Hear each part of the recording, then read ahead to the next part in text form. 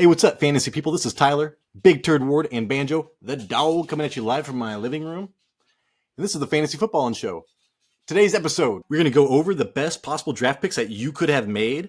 We've got quarterbacks, wide receivers, a tight end, some running backs. And when we say best possible choice, we're talking playoff odds and championship odds. And to me, playoff odds are the best indicator of how a player performed that season, just because the championship odds come down to that small sample size of 3 weeks in the playoff. All the players mentioned today either have super high playoff odds or jumped super far in their position, like, running back 22 all the way to running back 3. So let's get right into this. Number 5. Amon-Ra St. Brown, man. Last year, you could pick him up in the 6th round, ADP of 64.6.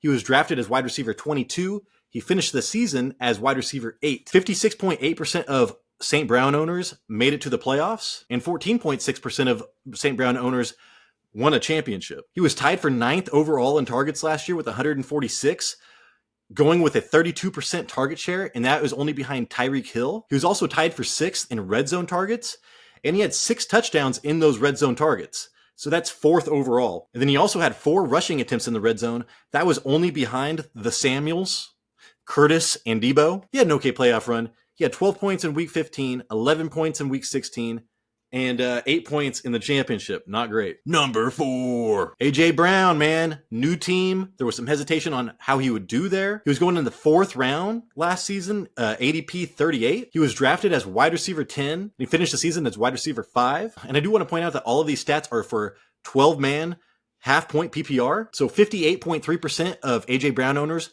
made it to the playoffs. A staggering 20.4% of A.J. Brown owners won a championship. That was the 5th overall highest odds last year that a fantasy player gave a manager to win the championship. He was number 4 overall in reception yards with 1,496, almost 1,500 yards this guy had. He was 2nd in wide receivers with 11 touchdown receptions, and he had a 29% target share. He was 2nd overall in yards per route run at 2.89, which is only behind Tyreek Hill. He had a pretty awesome playoff run.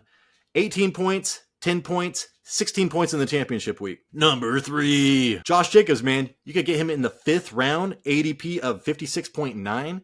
He was drafted as running back 22, and he vaulted all the way up to running back 3, and that's in half-point PPR. I think he was number 1 overall in standard points. 67.4% of Josh Jacobs owners made the playoffs. That is the 2nd overall highest odds a fantasy player gave, a manager to make playoffs, only behind Kelsey. 15.5% of Josh Jacobs owners won a championship. He led the league with 1,653 rushing yards last season. He led the NFL in touches through week 17, and then Derrick Henry came out and out-touched him. He was 2nd overall in NFL rushing attempts, and he only had 2 fumbles. He was tied for 5th in rushing touchdowns with 12, and he had an okay playoff run. 12 points week 15, only 6 points week 16, and then 18 points in the championship week. Number 2, Jalen Hurts. He was going in the 6th round, ADP of 63.4. Mahomes ADP 31.6. Allen at 24. He went from QB6 all the way up to QB3, but they separated themselves greatly. Like QB3 was the cutoff line for a lot of points per game that you're sacrificing. 65.4% of Hurts owners made the playoffs, and that is better than the 60% of Mahomes owners that made the playoffs. 18% of Hurts owners won a championship. He was number 1 in quarterback rushing attempts at 165. Josh Allen had 124. He was number 1 in QB rushing touchdowns with 13. Josh Allen only had 7. He was the number 3 quarterback in rushing yards per game at 50.7, only behind Fields and Lamar Jackson. All that rushing, and he still threw for 3,700 yards and 22 touchdowns. His playoff run was cut short. He got you 37 points in week 15, got injured, and did not play the rest of the playoffs. Number 1, Travis Kelce, dog. You had to get him in the 2nd round last year. It's 1st round this year. ADP was 19.6. He went from tight end 1 to tight end 1. 71.7% of Kelce owners made it to the playoffs. Andrews was the next highest at 52.8%.